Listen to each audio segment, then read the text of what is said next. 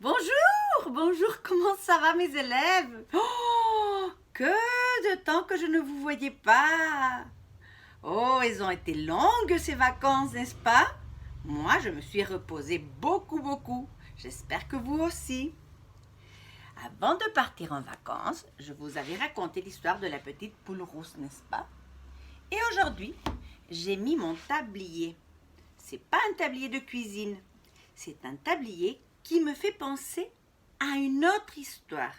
Je n'ai pas le livre, donc je vais vous la raconter. C'est l'histoire de la petite poule rousse. Oui, le même titre, mais une autre histoire. Cette petite poule rousse avait toujours un tablier. Et dans la poche du tablier, elle portait toujours des ciseaux, des aiguilles et du fil. Oui, parce que cette poule était une grande couturière. Elle raccommodait les habits déchirés et elle transformait les habits à la mode. Cette petite poule rousse habitait dans une petite maison avec une belle cheminée qu'elle allumait tout le temps, à côté de la forêt. Mais aussi, à côté de la même forêt, mais de l'autre côté, habitait un renard. Et ce renard, il avait très envie de manger la petite poule rousse. Donc, toujours, il portait avec lui un sac. Parce qu'il avait l'intention de l'attraper. Il essayait. Tous les jours, il allait chez elle à la maison. Mais la petite poule rousse faisait très attention à fermer toujours la porte. Le renard, aussi essayait d'entrer par la cheminée. Mais, comme la cheminée, elle était toujours allumée, il y avait beaucoup de fumée et il ne pouvait pas entrer. Mais un jour qu'il faisait très froid, la petite poule rousse dut sortir de sa maison en courant pour chercher du bois pour mettre à la cheminée qui allait s'éteindre. Et à ce moment-là, wap, le loup entra dans la maison et se cacha derrière un rideau pour attendre que la petite poule rousse arrive.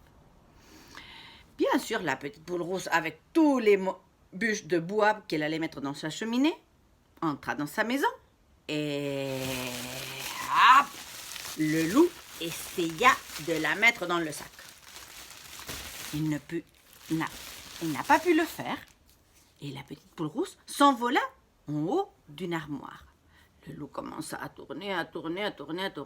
Et la petite poule rousse eut le vertige et tomba dans le sac. Poum! Le loup ferma le sac et mit le sac dans son épaule et partit dans sa maison, qui était de l'autre côté de la forêt, où l'attendait sa maman. La petite poule rousse, elle était grosse, bien grosse, donc elle était lourde. Et le renard, à la moitié du chemin, était fatigué.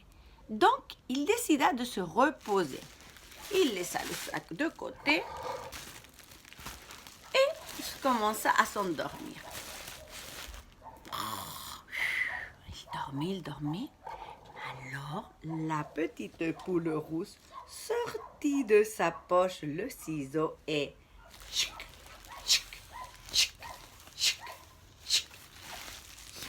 ouvrit le sac. Il sortit par le trou qu'elle avait fait. Elle remit à sa place une grosse pierre. Ça, c'est un ballon, mais c'est comme une grosse pierre. Elle l'a mis dedans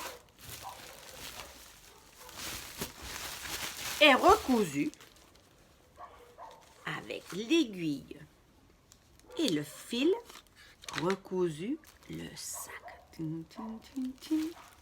Et puis, elle partit en courant chez elle et ferma la porte à clé.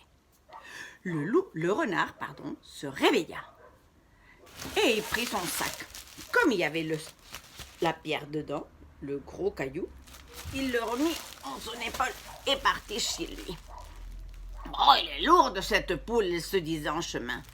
En arrivant chez lui, il vit que sa maman était dans la porte. Devant la porte, il dit « Maman, maman, prépare une marmite pleine d'eau parce que j'apporte la poule.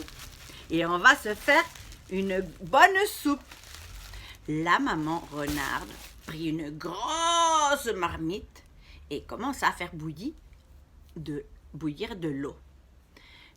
Quand l'eau était chaude, il appela le renard. Il dit « Ça y est, déjà l'eau est chaude. » Le loup ouvrit le sac sans faire attention et hop!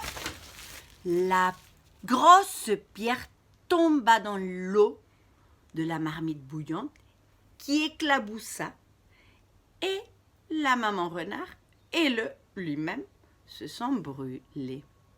Et ils sont partis en courant parce qu'ils avaient très, très, très mal. Et depuis ce jour-là, la petite poule rousse vit toute tranquille avec ses amis et continue à coudre et à raccommoder les habits.